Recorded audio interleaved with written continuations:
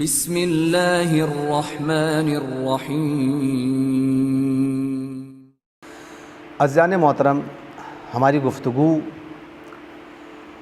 عالم اسلام کی، عالم تشیع کی وہ عظیم المرتبت شخصیت ہے کہ جنہیں تاریخ شاید قیامت تک نہ بھلا سکے گی۔ وہ عظیم المرتبت انسان کہ جس نے معارف و مفاہیم اہل بیت علیہم السلام کو احادیث و روایات کی صورت میں محفوظ کیا، اور آج جو ائمہ اہل بیت علیہم السلام کی روایات، متعدد روایات کہ جس پر یوں کہا جائے کہ آج کے دور میں بھی اجتہاد میں حد درجہ کارآمد کتاب ثابت ہوتی ہے کہ جسے اصول کافی کہتے ہیں، شیخ یعقوب کلینی علیہ الرحمہ ہیں۔ آپ کو معلوم ہونا چاہیے کہ اگر ہم ان کے نام و نسب کی طرف دیکھتے ہیں تو آپ شیخ ابو جعفر محمد بن یعقوب بن اسحاق کلینی ورامینی اور رازی کے نام سے مشہور و معروف ہیں۔ جو آپ کے القاب ہیں وہ کلینی کے نام سے بھی آپ مشہور ہیں، شیخ کلینی کے لقب سے مشہور ہیں، ثقۃ الاسلام کے نام سے مشہور ہیں، اسی طرح تنہا مرحوم کلینی کے نام سے مشہور و معروف ہیں۔ اگر ہم آپ کے خاندان کی طرف دیکھتے ہیں، آپ کا خاندان در حقیقت کولین میں رہنے والا وہ عظیم خاندان ہے کہ جو علمی خاندان بھی ہے اور مکتب اہل بیت علیہم السلام کی خدمت کرنے میں پیش رہا ہے۔ شیخ کلینی نے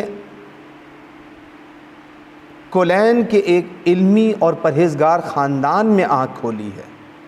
آپ کے والد گرامی جناب یعقوب بن اسحاق بھی اپنے زمانے کے ایک جید عالم دین تھے، فقیہ اہل بیت علیہم السلام تھے۔ اسی طرح سے نہ صرف آپ کے والد گرامی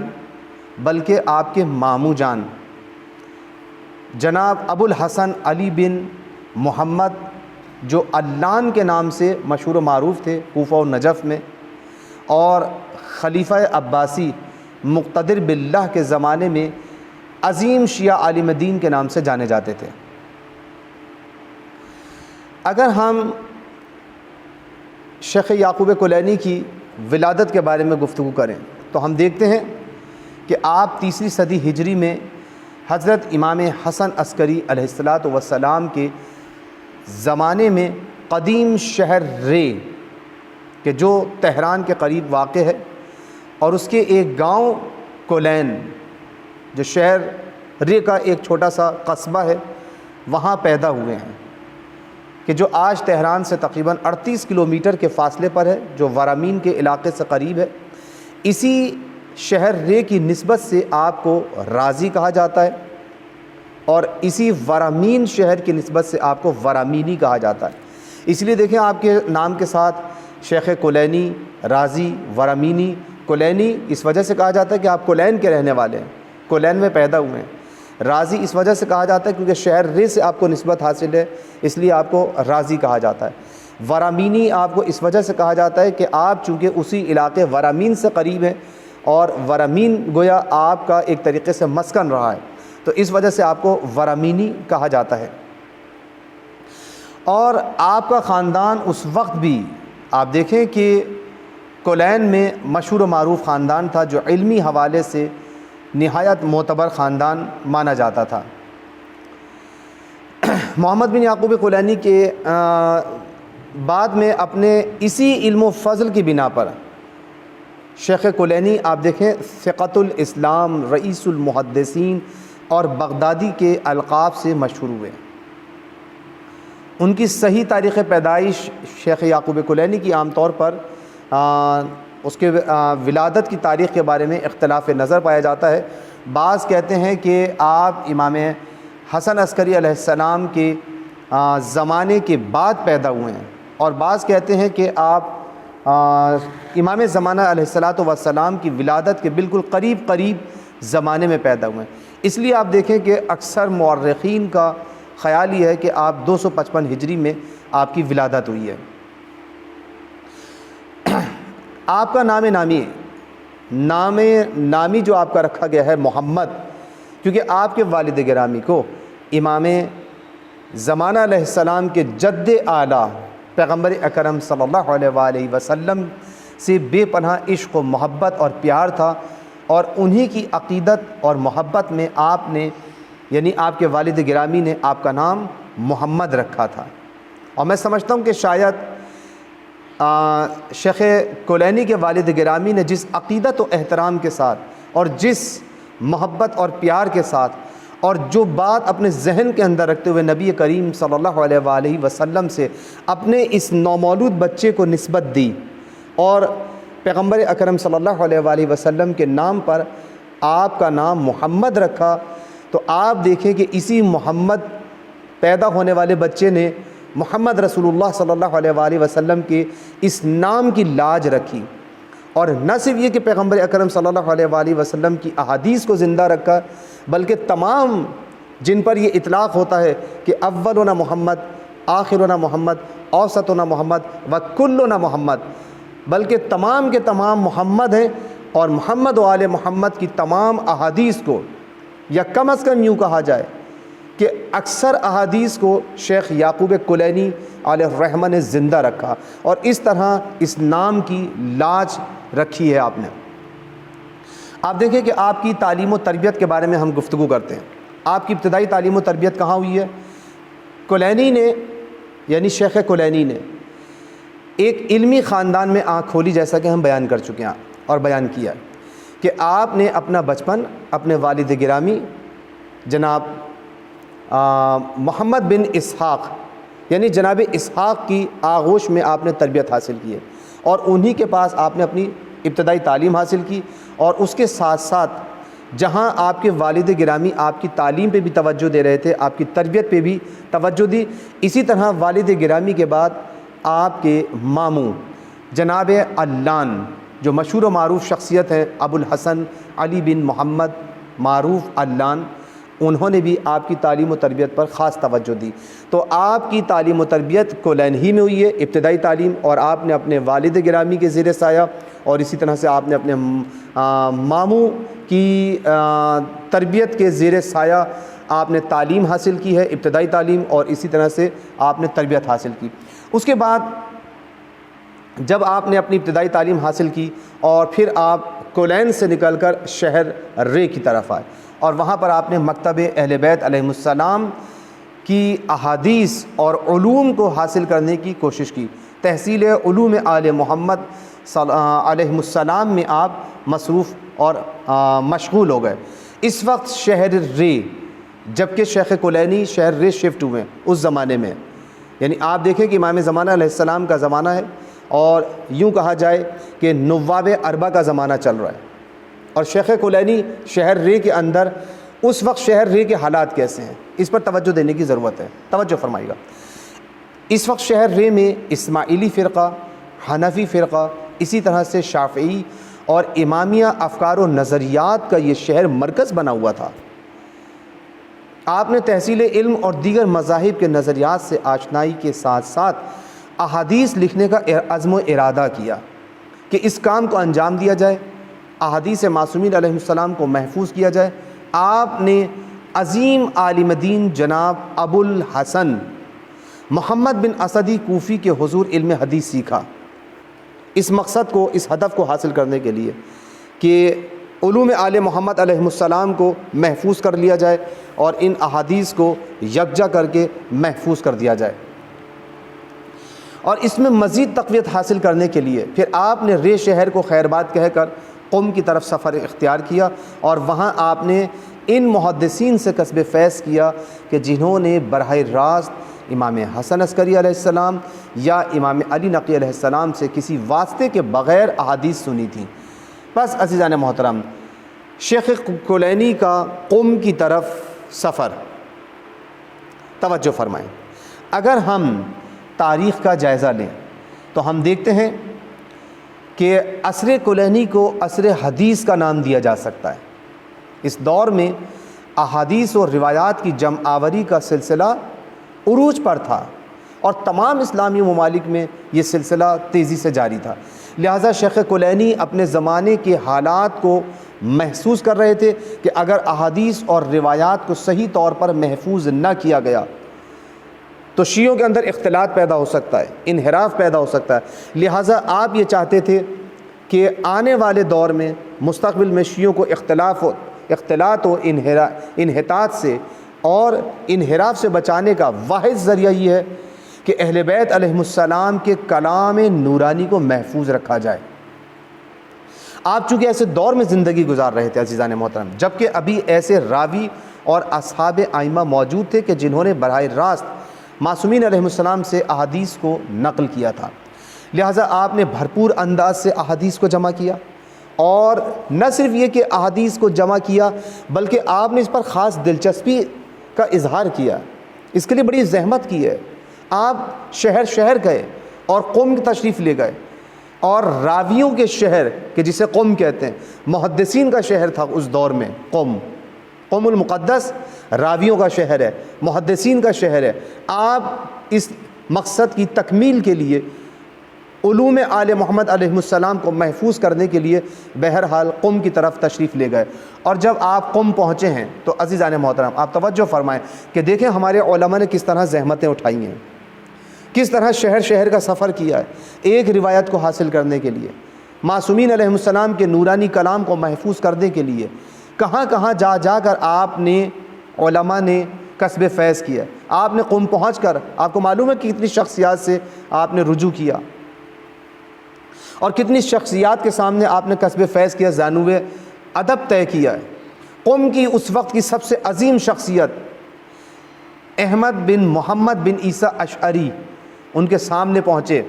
اور زانو ادب طے کیا، آپ نے ان کے حضور کسب فیض کیا، توجہ فرمائی آپ نے۔ اور اسی طرح سے ایک اور عظیم شخصیت قوم کی، کون ہے وہ عظیم شخصیت جن کا لقب معلم ہے، توجہ فرمائیں، اتنی عظیم شخصیت کہ جس کا لقب ہی معلم ہے۔ آپ دیکھیں کہ کلینی کے استاد عظیم ہیں، عظیم استاد ہیں جناب کلینی کے، شیخ کلینی کے۔ آپ نے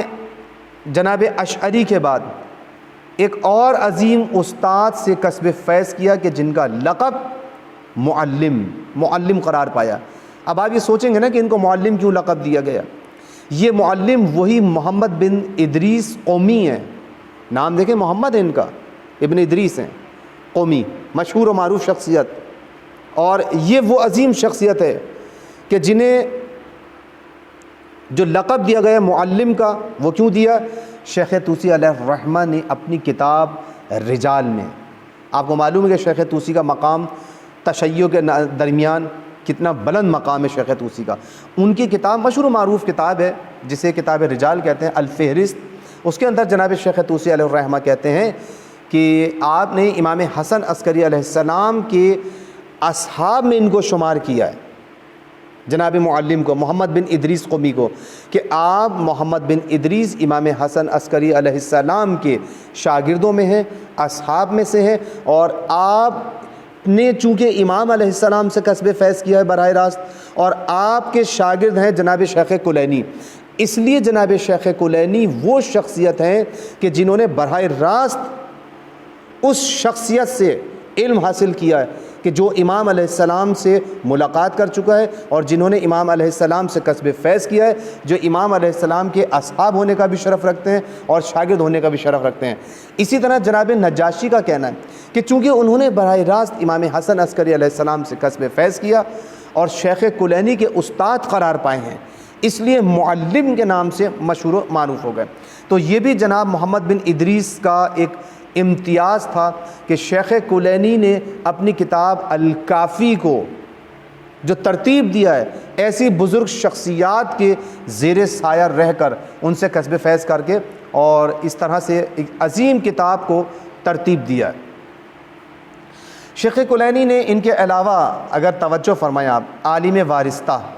عبداللہ بن جعفر حمیری سے بھی کسب فیض کیا. یہ بھی امام حسن عسکری علیہ السلام کے اصحاب میں سے ہیں اور ان کی متعدد تالیفات بھی ہیں. ان کی ایک مشہور و معروف کتاب قرب الاسناد موجود ہے جس میں روایات کی سند امام معصوم تک پہنچتی ہے. آپ دیکھیں کہ امام حسن عسکری علیہ السلام کے اصحاب سے جناب شیخ کلینی براہ راست روایات نقل کر رہے ہیں. یعنی اگر یوں کہا جائے کہ شیخ کلینی اور امام کے درمیان جو واسطہ ہے وہ فرد واحد کا واسطہ ہے. اور جو یہ شخصیات جو جناب حمیری ہیں، اسی طرح سے محمد بن اشعری ہیں، محمد بن ادریس قومی، اسی طرح سے اشعری، یہ سب وہ شخصیات ہیں کہ جنہوں نے براہ راست امام حسن عسکری علیہ السلام سے کسب فیض کیا عزیزان محترم. اور شیخ کلینی اس کے بعد توجہ فرمائیے گا، پھر جناب شیخ کلینی کا سفر کوفے کی طرف آپ کا سفر ہوا. توجہ فرمائیں، کوفے کی طرف سفر کس طرح سے ہوا ہے کہ جب آپ نے قوم کے اندر ان عظیم شخصیات سے کسب فیض کیا اور اب چاہتے ہیں کہ بقیہ ائمہ معصومین علیہم السلام کی روایات کو مزید جمع کیا جائے، تو آپ دیکھیں کہ روایات کی جمع آوری کی تشنگی کی بنا پر کلینی نے قوم کو ترک کر کے بہت سے دیگر علاقوں کا سفر کیا. اب آپ دیکھیں کہ یہ روایات معصومین علیہم السلام ہم تک عزیزان محترم اس طرح سے ہاتھ پہ ہاتھ رکھ کے نہیں پہنچی ہیں. اس کے لیے علماء نے زحمتیں کی ہیں، شہر شہر قریہ قریہ سفر کیا ہے. اب شیخ کلینی نے قوم کو خیر بات کیا اور دیگر علاقوں کا سفر کرتے ہوئے بالآخر آپ کوفہ پہنچے، جہاں کہیں بھی اہل بیت علیہم السلام کی کوئی حدیث یا روایت نقل کرنے والا کوئی محدث یا کوئی راوی ملتا تو اس کے سامنے زانو ادب طے کرتے، وہاں پر قیام کرتے اور اس سے کسب فیض کر لینے کے بعد پھر آپ اگلے شہر کی طرف اور اگلے مقصد کی طرف رواں دواں ہو جاتے. آپ دیکھیں کہ آپ کسب فیض کر کے دوسرے شہر کی طرف آپ نے سفر اختیار کیا. اچھا، قم کے بعد آپ جیسے ہی کوفہ پہنچے تو اس وقت آپ کو پتہ ہے کہ جب شیخ کلینی کوفہ پہنچے ہیں تو کوفہ علمی مراکز میں سے ایک مرکز تھا. کوفے میں اس وقت معروف شخصیات موجود تھیں، جن میں سے ایک عظیم شخصیت جن کا نام میں یہاں پر آپ کو بتانا مناسب سمجھتا ہوں، اور آپ دیکھیں کہ یہ وہ عظیم شخصیت ہے عزیزان محترم کہ جنہوں نے واقعاً مکتب اہل بیت علیہ السلام کو محفوظ رکھنے میں اپنا کردار ادا کیا ہے. وہ کون شخصیت ہیں؟ ابن عقدہ. ابن عقدہ کون ہیں؟ یہ کوفے کے اندر موجود ہیں. یہ حفظ احادیث کے سلسلے میں شہرہ آفاز شخصیت کی حامل تھے. انہی کی بنا پر بہت سے شفتگان علم حدیث کوفہ کھنچ کر چلے آئے تھے ابن عقدہ کی وجہ سے کہ ابن عقدہ جیسی شخصیت کوفے کے اندر موجود ہے.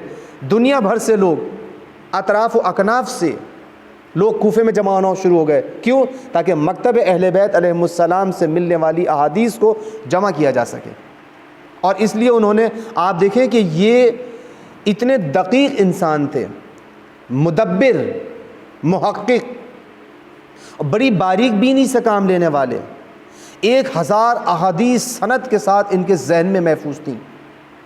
انہوں نے بہت سی کتابیں تحریر فرمائی تھیں جناب ابن عقدہ نے، جن میں سے ایک کتاب رجال ابن عقدہ کے نام سے مشہور و معروف ہے. اور یہی وہ کتاب ہے کہ جس میں ابن عقدہ نے صادق آل محمد علیہ السلام حضرت امام جعفر صادق علیہ السلام کے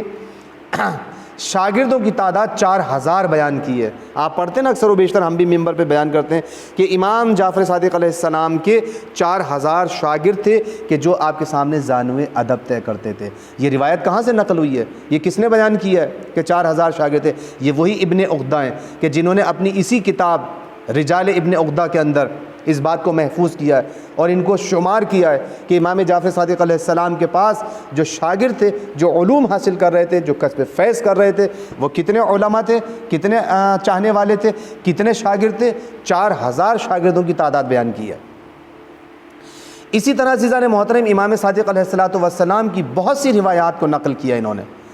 یہ کتاب شیخ طوسی علیہ الرحمہ کے زمانے تک محفوظ تھی، ابن عقدہ کی کتاب، لیکن زمانے کے نشیب و فراز کی وجہ سے اور حالات و واقعات کی وجہ سے کہ جو مکتب تشیع کے اوپر حالات و واقعات گزرے، آپ کو پتہ ہے کہ شیخ طوسی علیہ الرحمہ کا جیسے شیخ مفید علیہ الرحمہ کا کتاب خانہ پورا کا پورا آگ لگا دی گئی تھی بغداد میں،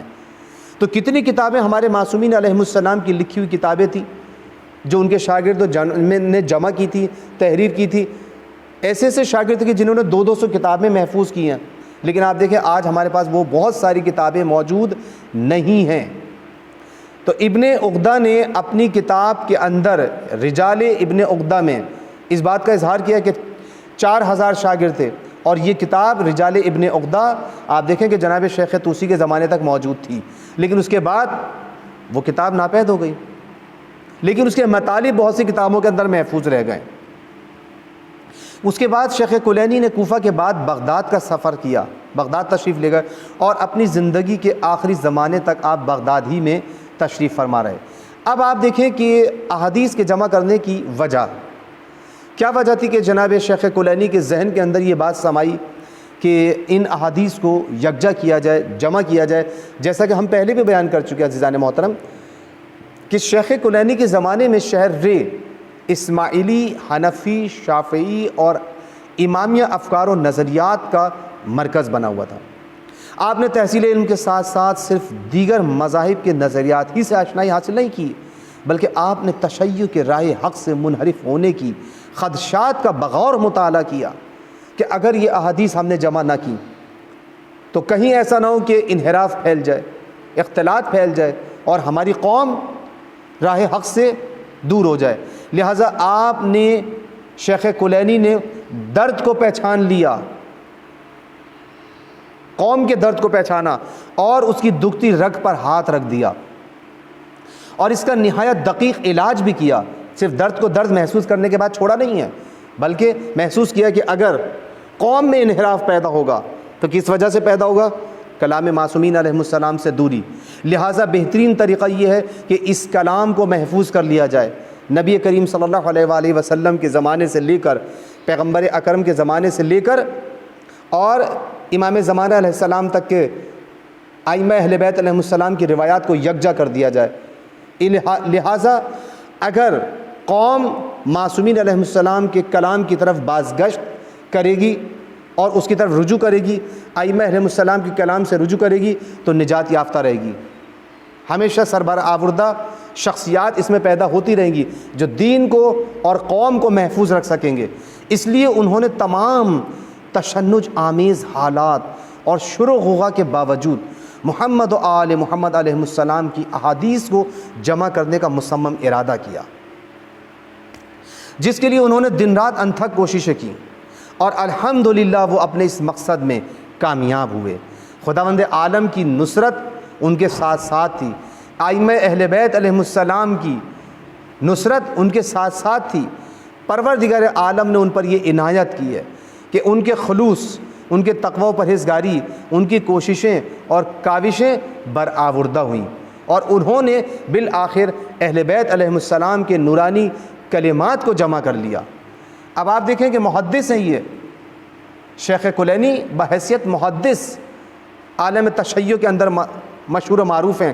نہ صرف عزیزان محترم کے عالم تشیع میں بلکہ پورے عالم اسلام کے اندر. یعنی شیعہ اور اہل سنت حضرات سب آپ کو محدث مانتے ہیں. یہ بات یاد رکھنے کے قابل ہے کہ محدث ثقۃ الاسلام محمد بن یعقوب کلینی، ان کی کتاب الکافی کہ جی انشاءاللہ موقع ملا تو ہم ان کی کتاب کا الگ سے تعارف کروائیں گے کہ جناب یعقوب کلینی نے جو اتنی عظیم کتاب لکھی ہے، یہ 20 سال کے عرصے کے اندر کتاب لکھی گئی ہے. اس کا انشاءاللہ موقع ملا تو ایک الگ سے ہم اس کے اوپر لیکچر دیں گے اور کتاب کافی کا مکمل ایک تعارف آپ کے سامنے پیش کروایا جائے گا. ابھی چونکہ ہماری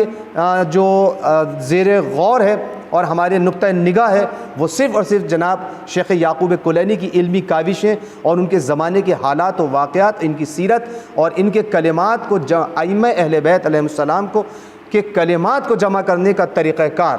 اس پر ہم گفتگو کیے ہوئے ہیں. تو آپ دیکھیں کہ جو کتاب انہوں نے جمع کی ہے الکافی کے نام سے جو مشہور و معروف ہے۔ آپ دیکھیں کہ یہ نہایت دقیق کتاب جمع کی انہوں نے، آپ نے نہایت کثرت سے روایات کو محفوظ بھی کیا، اور حد درجہ حدیث شناس ہونے کی وجہ سے آپ کو تمام شیعہ سنی علماء نے محدث کے لقب سے نوازا ہے۔ اسی طرح سے آپ دیکھیں کہ شیخ کلینی کا ایک مشہور و معروف لقب ثقۃ الاسلام، سوچنے کی بات ہے کہ ثقۃ الاسلام آج دیکھیں ہمارے دور کے اندر، ابھی آپ دیکھیں کہ کتنے لوگ ممبر پر آتے ہیں، آپ کے اپنے شہر کے اندر آپ دیکھ لیں کہ ابھی مدرسے کے اندر نہیں پڑھے ہوئے ہوتے، اور جب ممبر پہ آ کے بیٹھ جاتے ہیں تو علامہ فلاں، یہ کتنے بڑے بڑے القابات لکھ دیتے ہیں آپ بعض لوگوں کے سامنے۔ عزیزان محترم، آپ دیکھیں کہ ہمارے زمانے میں کس قدر لفظوں کو پامال کیا گیا ہے کہ ہم نے علامہ تک لکھنا شروع کر دیا ایسے افراد کے سامنے، ایسے افراد کے لیے کہ جو علامہ نہیں ہیں۔ توجہ کرنے کی ضرورت ہے۔ لیکن آپ دیکھیں کہ اس زمانے کے اندر کہ شیخ کلینی جیسی شخصیات کہ جس نے ائمہ اہل بیت علیہم السلام کے شاگردوں سے براہ راست غصب فیض کیا، اور آپ دیکھیں کہ آپ کو ثقۃ الاسلام، عالم اسلام کی پہلی شخصیت ہے شیخ کلینی کہ جنہیں ثقۃ الاسلام کہا گیا۔ اب آپ سوچیں گے نا کہ انہیں ثقۃ الاسلام کیوں کہا گیا؟ آپ تو لکھ دیتے ہیں علامہ فلاں فلاں فلاں فلاں، اتنے القابات لکھ دیتے ہیں، لیکن شیخ کلینی کے لیے ثقۃ الاسلام لکھتے ہیں۔ توجہ فرمائیں، اس کی وجہ کیا ہے؟ عزیزان محترم، شیخ کلینی کے مشہور لقب کی یہ ثقۃ الاسلام کی وجہ یہ ہے کہ آپ اپنے زمانے میں علم و فقاہت کے اتنے عالی ترین درجے پر فائز تھے کہ تمام شیعہ اور اکثر اہل سنت، تمام علماء فقہا سبھی آپ کو قدر کی نگاہ سے دیکھتے تھے۔ توجہ رکھیے گا، تمام لوگ بلا تفریق آپ کی پاکیزہ گفتار، کردار اور احادیث و اخبار پر احاطہ کامل اور تبحر علمی کی تعریف کرتے تھے۔ حد یہ ہے کہ یہاں تک کہ شیعہ اور سنی فتویٰ حاصل کرنے کے لیے آپ سے رجوع کرتے تھے۔ یعنی آپ دیکھیں شیعہ تو کریں، شیعہ کرتے ہیں تو کرتے رہیں رجوع، اس لیے کہ ان کے عالم دین ہے۔ لیکن عزیزان محترم، نہ صرف شیعہ بلکہ اہل سنت علماء بھی اس زمانے میں شیخ کلینی پر اتنا اطمینان کرتے تھے، اتنا اعتبار کرتے تھے، اتنا اعتماد کرتے تھے کہ آپ سے فتویٰ لیا کرتے تھے، جانتے تھے کہ شیخ کلینی جو بات کہیں گے وہ دقیق ہوگی، مستند ہوگی، یقینی ہوگی، یقین سے قریب ترین ہوگی۔ تو آپ دیکھیں کہ علماء اہل سنت، عظیم بزرگ علماء شیخ کلینی پر اعتماد کرتے تھے۔ تو اس کا مطلب یہ ہے کہ آپ دونوں فرقوں کے لیے صاحب وثوق اور قابل اعتماد شخصیت تھے، اسی لیے لوگ آپ کو ثقۃ الاسلام یعنی قابل بھروسہ، قابل اعتماد، با اعتماد شخصیت۔ پس عزیزان محترم، آپ عالم اسلام میں پہلی شخصیت تھے جنہیں ثقۃ الاسلام کے لقب سے نوازا گیا تھا۔ یہ بھی عالم تشیع کا ایک امتیاز ہے کہ شیخ کلینی جیسی شخصیت کو نہ صرف شیعوں نے ثقۃ الاسلام قابل اعتماد تسلیم کیا، بلکہ عالم اہل سنت، علماء اہل سنت نے بھی انہیں ثقۃ الاسلام تسلیم کیا۔ اب دیکھیں شیخ کلینی کا ایک اور لقب میں آپ کی خدمت میں پیش کرتا ہوں، اور وہ ہے رحلہ حدیثی۔ یہ نام آپ نے نہیں سنا ہوگا نا، رحلہ حدیثی۔ رحلہ حدیثی سے کیا مراد ہے؟ عزیزان محترم توجہ فرمائیے گا، ہمارے بعض بزرگ علماء کا ایک خاص لقب رحلہ حدیثی ہے۔ یہ لقب کیا مطلب ہے اس لقب کا کہ رحلہ حدیثی؟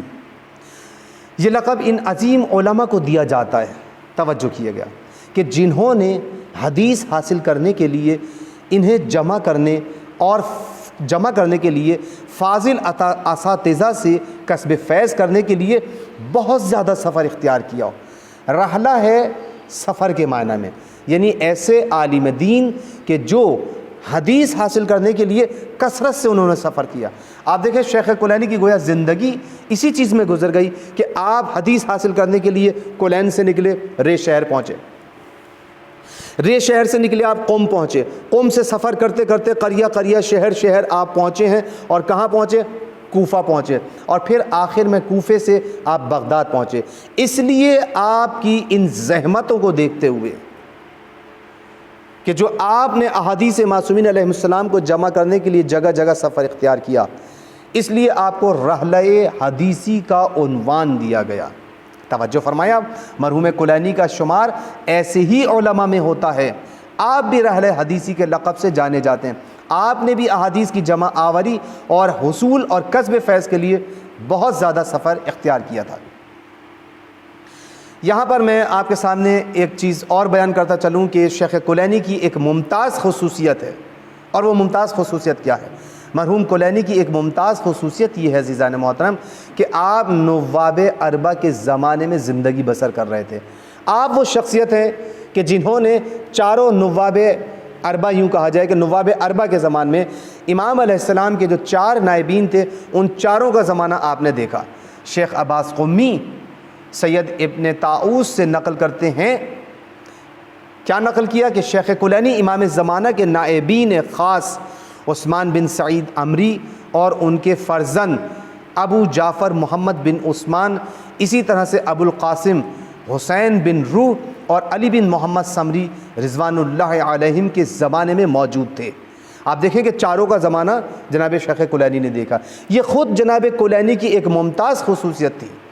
جو صرف انہی کے کو حاصل رہی ہے، اسی لیے انہیں یہ شرف حاصل ہے کہ وہ براہ راست منبع اولیہ سے احادیث کو نقل کرنے میں کامیاب ہوئے ہیں۔ اس لیے کہ شیخ کلینی کا زمانہ وہ زمانہ ہے کہ آپ دیکھیں اگر نواب اربع سے بھی یہ رابطے میں رہے ہیں تو امام زمانہ علیہ السلام سے گویا نواب اربع کے ذریعے یہ رابطے میں رہے ہیں۔ اور بالفرض اگر مان بھی لیا جائے کہ آپ نواب اربع سے رابطے میں نہیں رہے یا رہے ہیں لیکن امام سے رابطہ نہیں تھا، تو آپ نے کم از کم ایسے راویوں سے احادیث کو نقل کیا ہے کہ جنہوں نے براہ راست امام علیہ السلام سے روایات کو نقل کیا۔ تو بہرحال آپ کو یہ امتیاز حاصل ہے کہ آپ نے اصحاب ائمہ علیہ السلام سے بھی ملاقات کی ہے، آپ نے نواب اربع سے بھی ملاقات کی ہے، آپ نے وہ دور گزارا ہے کہ جسے یوں کہا جائے کہ آپ سرچشمہ وحی سے براہ راست کسب فیض کرتے رہے ہیں ایک فاصلے کے بنا پر۔ توجہ فرمائیے آپ نے، یعنی آپ دیکھیں کہ جناب شیخ کلینی نے اس طریقے سے کسب فیض کیا۔ اور پھر اس کے بعد ہم دیکھتے ہیں کہ شیخ کلینی کی وفات کا وقت، کیونکہ جب آپ بغداد شفٹ ہو گئے اور بغداد میں آپ نے اپنی زندگی کا بقیہ حصہ گزارا، تو شیخ کلینی نے آغاز غیبت کبریٰ کے سال، یوں کہا جاتا ہے کہ جب، کیونکہ غیبت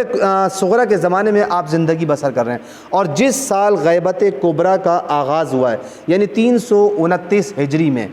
بغداد میں 75 سال کی عمر میں تاریخ یہ بیان کرتی ہے کہ آپ کا انتقال ہوا بغداد میں۔ اس وقت آپ کی عمر 75 ایئرس اولڈ،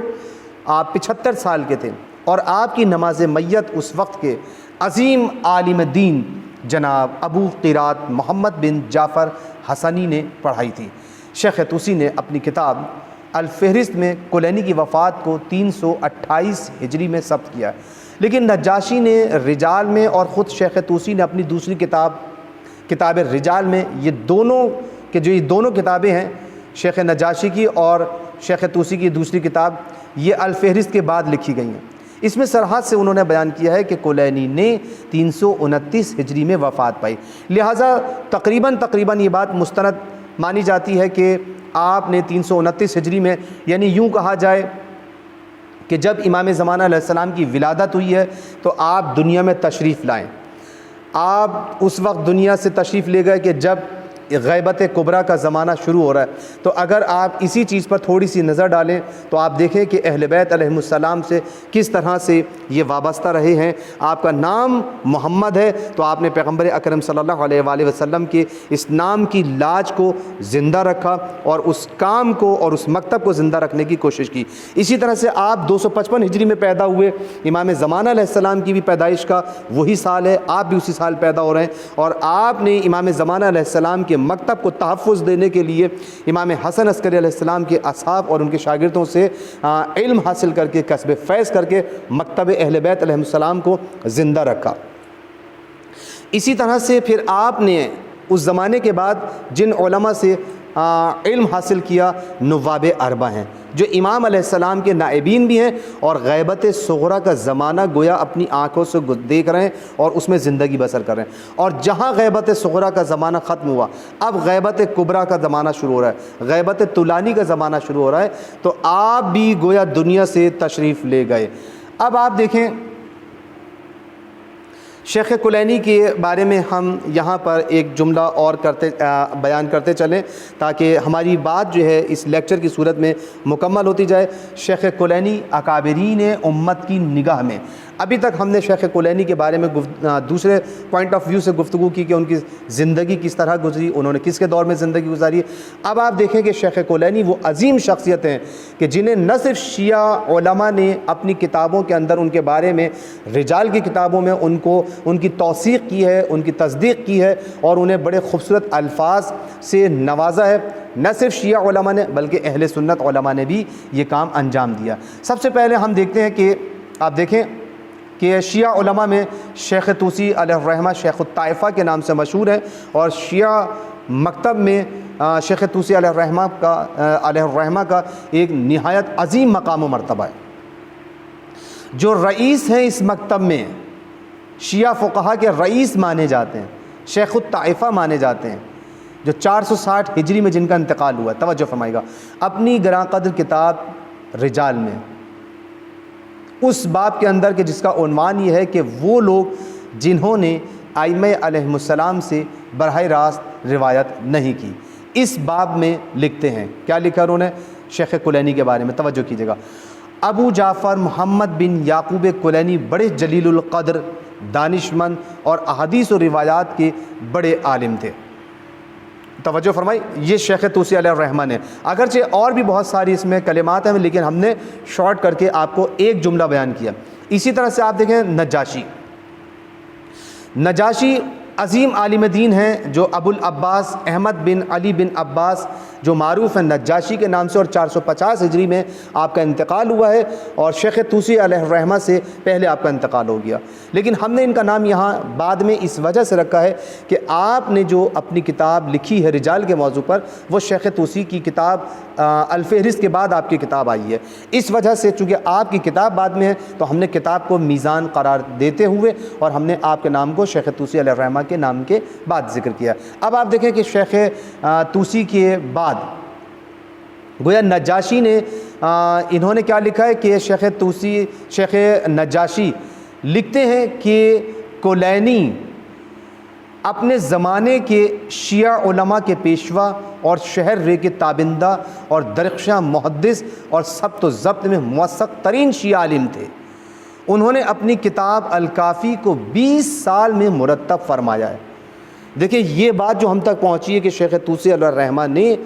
کس طرح سے اس کتاب کو جمع کیا ہے، یہ شیخ نجاشی نے ہمیں بات بتائی ہے، اور انہوں نے اپنی کتاب کے اندر اس بات کو ثبت کیا ہے کہ بہترین عظیم عالم دین ہے، اور 20 سال انہوں نے مسلسل محنت کی ہے، زحمت اٹھائی ہے اور مشقتیں اٹھائی ہیں، اور تب جا کر یہ کتاب الکافی ہمارے ہاتھوں تک پہنچی ہے۔ اسی طرح سے آپ دیکھیں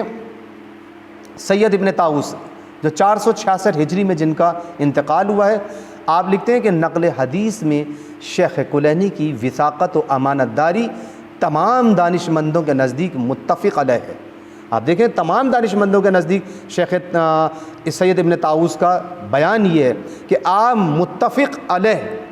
عالم دین ہیں۔ اسی طرح سے آپ دیکھیں کہ علامہ مجلسی کہتے ہیں کہ میرات العقول کہ جو شرح اصول کافی ہے، اصول کافی پر شرح لکھی علامہ مجلسی نے،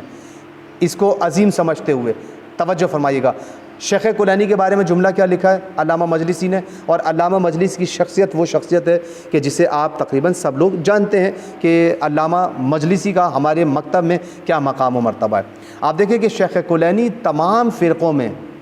علامہ مجلسی لکھ رہے ہیں، شیخ کلینی تمام فرقوں میں مورد قبول اور ممدوح خاص و عام تھے۔ توجہ فرمائیے آپ نے۔ اسی طرح سے علامہ آفندی علامہ مجلسی کے شاگرد ہیں، اپنی لکھتے ہیں کہ رجال کی کتابوں میں اکثر جگہ پر ثقۃ الاسلام سے مراد جناب شیخ کلینی ہے۔ توجہ فرمائی آپ نے، یعنی شیخ کلینی ممتاز بزرگوار شخصیت، عامہ و خاصہ کے نزدیک مسلم ہیں اور دونوں فرقوں کے مفتی ہیں۔ توجہ فرمائی، یعنی اتنی ان کی شہرت تھی کہ علماء نے اپنے رجال کی کتابوں کے اندر ان کو اس بات سے سراہا ہے اور خراج تحسین پیش کیا ہے کہ دونوں فرقوں کے لیے آپ مفتی کی حیثیت رکھتے تھے۔ اسی طرح سے اب آپ دیکھیں کہ یہاں تو علماء شیعہ، میں نے بہت سارے علماء کا نام نہیں لیا اور صرف نظر کیا، چشم پوشی کی ہے کیونکہ دامن وقت میں گنجائش بھی کم ہے، لہٰذا اب آپ دیکھیں کہ علماء اہل سنت کی آراء کے اوپر اگر ہم دیکھیں کہ علماء اہل سنت نے جس طرح شیعہ علماء نے آپ کو خراج تحسین پیش کیا، اسی طرح سے اہل سنت علماء نے بھی آپ کو قدر کی نگاہ سے دیکھا۔ توجہ فرمائیں، جیسے ابن اسیر جزری اپنی مشہور کتاب جامع الاصول میں لکھتے ہیں، ابو جعفر محمد بن یعقوب رازی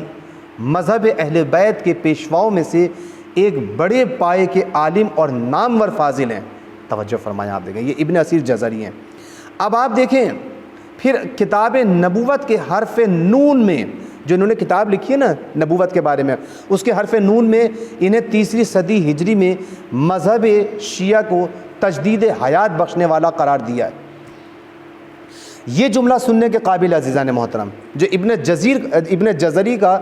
اسیر جزری کا بیان ہے شیخ کلینی کے بارے میں، یہ واقعاً سننے کے قابل ہے اور اسے اپنے ذہنوں کے اندر محفوظ رکھنا چاہیے۔ کہ آپ دیکھیں لکھتے ہیں کہ اور اس کے بعد آپ نے یہ جملہ کہنے کے بعد کہ حیات بخشنے والے ہیں، تجدید حیات بخشنے والے ہیں مکتب تشیع کو، شیعہ مذہب کو، اور اس کے بعد پیغمبر اکرم صلی اللہ علیہ وآلہ وسلم سے آپ نے ایک روایت نقل کی ہے، اور وہ روایت کیا ہے؟ وہ یہ ہے کہ خداوند متعال ہر صدی کے آغاز پر ایک ایسے شخص کو مبعوث کرے گا جو اس کے دین و آئین کو زندہ اور تجدید حیات عطا کرے گا۔ اس کے بعد اس حدیث پر تبصرہ کیا ہے جناب ابن اسیر جزری نے، اور پھر اس کے بعد لکھتے ہیں مذہب شیعہ کے مجدد 1 صدی ہجری میں کے آغاز میں کون ہے؟ محمد بن علی باقر علیہ السلام، اور 2 صدی ہجری میں آپ اس مکتب کو تجدید حیات عطا کرنے والے کون ہیں؟ جناب علی ابن موسیٰ رضا، امام رضا علیہ السلام ہے، اور 3 صدی ہجری کے آغاز میں ابو جعفر محمد بن یعقوب کلینی رازی تھے۔ اسی طرح آپ دیکھیں کہ جناب ابن اسیر کی تحریر سے شیخ کلینی کے مقام و منزلت کا اندازہ ہو جاتا ہے، اور یہ کہ آپ 3 صدی ہجری کے اواخر اور 4 صدی ہجری کے آغاز میں ایک شیعہ عالم کی حیثیت سے اتنے مشہور و معروف تھے کہ 2 ائمہ اہل بیت علیہ السلام کے بعد مجدد مذہب شیعہ کے عنوان سے آپ کا ذکر کیا گیا ہے۔ توجہ فرمائیے آپ نے کہ شیخ کلینی کا مقام و مرتبہ کیا مکتب تشیع میں، حتیٰ کہ اہل سنت عظیم علماء آپ کو خراج تحسین پیش کرتے ہوئے نظر آ رہے ہیں۔ اسی طرح ابن اسیر جزری کے چھوٹے بھائی عز الدین علی بن اسیر جزری جو 328 ہجری میں جن کا انتقال ہوا ہے، 328 ہجری کے لوازمات میں 328 ہجری کے واقعات کے دور میں یہ لکھتے ہیں کہ جو 328 ہجری میں جو واقعات پیش ہوئے ہیں ان کے حالات، ان حوادث کے بارے میں ابن اسیر جزری، جو ابن اسیر جزری کے چھوٹے بھائی ہیں عز الدین، وہ اپنی مشہور تاریخ الکامل فی التاریخ میں لکھتے ہیں کہ شیخ کلینی کو اس سال میں رحلت کرنے والا پہلا عالم جانا انہوں نے، کہ 328 ہجری میں، کہ جن کا انتقال ہونے والے علماء میں پہلا عالم قرار دیا کس نے؟ الکامل فی التاریخ کے اندر محمد بن یعقوب ابو جعفر کلینی نے، جو شیعوں کے پیشوا عالم تھے، اسی سال وفات پائی ہے۔ بس عزیزان محترم، اسی طرح سے علامہ فیروز آبادی نے بھی شیخ کلینی کو خراج تحسین پیش کیا۔ اسی طرح سے آپ دیکھیں علامہ ابن حجر عسقلانی نے اپنی مشہور کتاب لسان المیزان کے اندر، جو کہ علماء عامہ اور کبھی کبھی علماء خاصہ کے حالات پر کہیں کہیں اجمالی نظر ڈالتے ہیں اور بیان کرتے ہیں، اور تفصیلی بھی ذکر کیا کسی کسی جگہ پر، کلینی کے بارے میں لکھتے ہیں۔ کیا لکھا ہے؟ محمد بن یعقوب کلینی رازی بغداد میں قیام فرما تھے، اور وہاں انہوں نے محمد بن احمد جبار، علی بن ابراہیم، عاصم اور دیگر لوگوں سے روایت نقل کی ہے۔ کلینی شیعہ فقیہ تھے اور انہوں نے اس مذہب کی موافقت میں بہت زیادہ کتابیں تصنیف کی ہیں۔ بس عزیزان محترم، اسی طریقے سے پھر ہم چلتے ہیں شیخ کلینی کے اساتذہ کے بارے میں۔ شیخ کلینی نے نہایت، جس طرح سے آپ کو ہم نے شروع سے اب تک یہ بتایا ہے کہ شیخ کلینی نے نہ صرف کلین کے اندر سب سے پہلے اپنے والد گرامی اور اپنے ماموں سے کسب فیض کیا، بلکہ آپ وہاں سے رے شہر اور پھر قم اور پھر کوفہ اور پھر اسی طرح سے بغداد کسب فیض کرتے رہے اور علم حاصل کرتے رہے۔ آپ کے جو مشہور و معروف اساتذہ ہیں، یوں تو کافی تقریباً 50 کے لگ بھگ علماء اور محدثین ہیں کہ جن سے آپ نے کسب فیض کیا، لیکن میں یہاں پر مشہور و معروف آپ کے سامنے بیان کر رہا ہوں۔ اسی جیسے محمد بن یحییٰ اشعری، اسی طرح احمد بن ادریس قومی سے، اسی طرح احمد بن مہران، محمد بن حسن طائی، علی بن حسین بن موسیٰ بن بابویہ شیخ صدوق علیہ الرحمہ کے والد گرامی، اسی طرح سے صفار قمی، اور ان علماء سے آپ نے، اور اسی طرح سے ابن عقدہ سے آپ نے کسب فیض کیا۔ اب ہے شیخ کلینی کے شاگرد۔ شیخ کلینی کے ظاہر سی بات ہے کہ امام علیہ السلام کے شاگردوں سے آپ کسب فیض کر رہے تھے، اور اس کسب فیض کے بعد آپ نے ان علوم کو کہ جنہیں جمع کیا تھا احادیث کی صورت میں اور کتاب کی صورت میں، انہیں آپ نے 4 صدی ہجری کے مشہور علماء، جو 4 صدی ہجری کے اواخر میں بہت سے علماء کے آپ استاد رہے ہیں، یعنی یوں کہا جائے کہ آپ کے بعد آنے والے جتنے بھی علماء ہیں تقریباً وہ سب کے سب آپ کے شاگرد رہے ہیں، جن میں عظیم ترین شخصیات بھی موجود ہیں، جیسے مثال کے طور پر احمد بن ابراہیم کہ جو ابن ابی رافع سمیری کے نام سے مشہور ہیں، احمد ابن کاتب کوفی، اسی طرح سے احمد بن علی بن سعید کوفی، اور بہت سارے علماء کے نام یہاں پر موجود ہیں کہ جو آپ کے شاگرد رہے ہیں، اور شیخ طوسی علیہ الرحمہ نے مکتب اہل بیت علیہ السلام کو اگلی نسلوں تک پہنچانے کے لیے بہت سارے شاگردوں کی تربیت کی۔ آپ کی تالیفات بھی متعدد آپ نے تالیفات کی، اتنے اگر آپ اس دور کے زمانے کے حالات کا جائزہ لیں تو آپ کو اندازہ ہوگا کہ شیخ کلینی کس پرآشوب ماحول سے گزر رہے تھے اور تشنج آمیز حالات تھے، لیکن اس کے باوجود آپ نے جہاں احادیث کی کتابوں کو، احادیث کو جمع کیا، وہیں تالیفات پہ بھی توجہ دی۔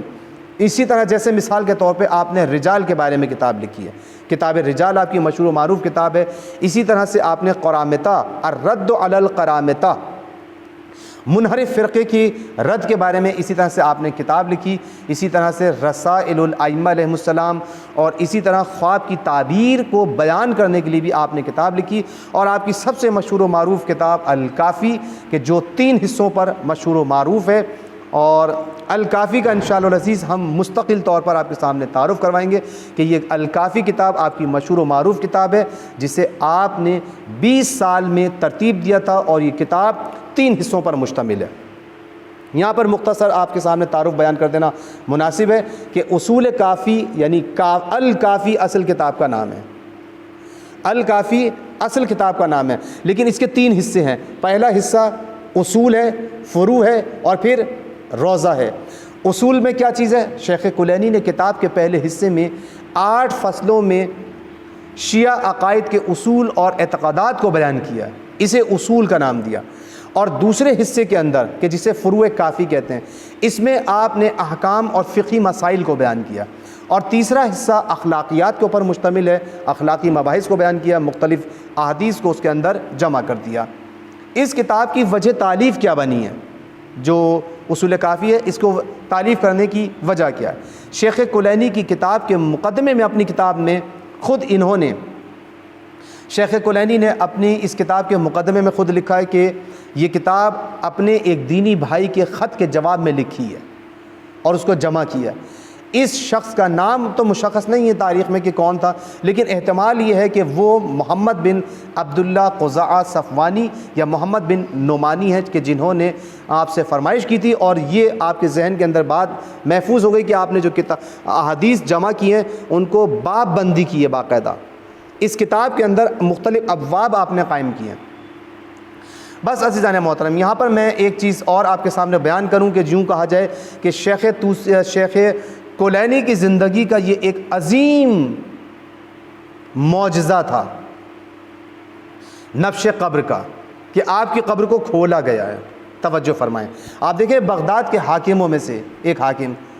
کہ جو اہل بیت علیہم السلام سے عجیب طرح کا بغض رکھتا تھا، اور ویسے تو جتنے حکام گزرے ہیں اہل بیت علیہم السلام کے حق میں کوئی بھی نہیں رہا، لیکن آپ دیکھیں کہ جب امام موسیٰ کاظم علیہ السلام کہ جن کا بغداد میں روضہ ہے، اور وہاں پر ہمارے امام علیہ السلام کا مرکز جو ہے وہ گویا شیعوں کا ایک طریقے سے مرکز بنا ہوا ہے عقیدت و احترام کا، بڑی شان و شوکت کے ساتھ لوگ وہاں پر جاتے ہیں، عقیدت کے ساتھ جاتے ہیں۔ تو آپ دیکھیں کہ کاظمین کی عظمت اور شان و شوکت کا مشاہدہ کیا جب اس نے، اور دیکھا کہ شیعہ نہایت عقیدت و احترام کے ساتھ یہاں آتے ہیں، اور تو اسے بڑا غصہ آیا، اس کے دل میں بڑی حسد کی آگ بھڑک اٹھی، اور اس نے اس مرقد کو منہدم کرنے کا ارادہ کر لیا کہ یہ مرقد ڈھا دیا جائے، اور جو شیعوں کا عقیدہ ہے کہ ائمہ اہل بیت علیہ السلام قبروں کے اندر وہ صحیح و سالم ہوتے ہیں، ان کے بدن خراب نہیں ہوتے، ان کے بدن پوسیدہ نہیں ہوتا، تو اگر یہ لوگ سچ کہتے ہیں تو ان کو بدن خراب نہیں ہوتے تو ہم ان کی قبر کو دوبارہ صحیح کر دیں گے، ورنہ ہم لوگوں کو یہاں پر آنے سے روک دیں گے۔ لہذا یہ سوچ کر امام موسیٰ کاظم علیہ السلام کی قبر کو کھودنے کا ارادہ کیا۔ عزیزان محترم، اس کے وزراء میں سے ایک شخص تھا، توجہ کیجیے گا، اس نے کہا، فوراً بادشاہ سے کہا، حاکم سے کہا کہ آپ اگر قبر کو کھودنا ہی چاہتے ہیں تو کیوں نہ ہم پہلے یہاں پر اس مکتب کے ایک بڑے عالم دین ہیں شیخ کلینی، تو ہم کیوں نہ ان کی قبر کو کھود کے دیکھ لیں، اس لیے کہ اگر ان کا بدن صحیح و سالم نکلا تو پھر امام کا بدن تو بدرجہ اولا صحیح و سالم نکلے گا۔ عزیزان محترم، بس یہ حکم جب اس نے یہ بات سنی تو کہا یہ بات اچھی ہے، ہم پہلے شیخ کلینی کی قبر کو کھودتے ہیں۔ تو جناب شیخ کلینی کی جب قبر کو کھولا گیا تو عزیزان محترم جیسے ہی حکم ملا اور قبر کو کھولا تو کیا دیکھا کہ جناب شیخ کلینی کا بدن بالکل صحیح و سالم تھا، بلکہ ایسا لگ رہا تھا کہ جیسے ابھی تدفین کی ہوئی ہو، اور کفن بھی میلا نہیں ہوا تھا۔ بس عزیزان محترم، شاعر نے اسی بات کو شاید دیکھتے ہوئے کہا ہے کہ محمد کے غلاموں کا کفن میلا نہیں ہوتا۔ توجہ فرمائی آپ نے، یہ دیکھ کر جب حاکم نے دیکھا کہ شیخ کلینی کا بدن صحیح و سالم ہے تو بہت پشیمان ہوا، اور اس نے قبر کی تعظیم کا حکم دیا، بلکہ قبر کے اوپر ایک عظیم گنبد بنانے کا حکم بھی جاری کر دیا، اور پھر کبھی لوگوں کو ان کی زیارت سے نہیں روکا۔ یوں امام کی قبر کے ساتھ ساتھ شیخ کلینی کی قبر بھی عقیدت مندوں اور زیارت کرنے والوں کے لیے ایک محور بن گئی۔ بس عزیزان محترم، آپ نے دیکھا کہ جن لوگوں نے شیخ کلینی علیہ الرحمہ کی عظمت کو نہیں سمجھا تھا اور وہ یہ چاہتے تھے کہ امام کی قبر کو ڈھا دیں، تو آپ دیکھیں کہ جنہوں نے مکتب اہل بیت علیہ السلام کو محفوظ رکھا تھا، کس طریقے سے شیخ امام علیہ السلام نے اپنی بھی عظمت کو برقرار رکھا، پروردگار عالم نے امام کی عظمت کو بھی برقرار رکھا اور شیخ کلینی کی عظمت کو بھی برقرار رکھا، اور یوں شیخ کلینی علیہ الرحمہ کی عظمت ظاہر ہونے کے بعد ان کا مرقد مطہر بھی محفوظ ہو گیا، اور آج بھی ان کی قبر مبارک بغداد کے پل کے پاس موجود ہے، اور مومنین جتنے بھی زائرین وہاں جاتے ہیں بڑے عقیدت و احترام کے ساتھ وہاں پر حاضری دیتے ہیں، اور امام علیہ السلام کی قبر اطہر سے پروردگار عالم کی بارگاہ میں توسل کرتے ہیں۔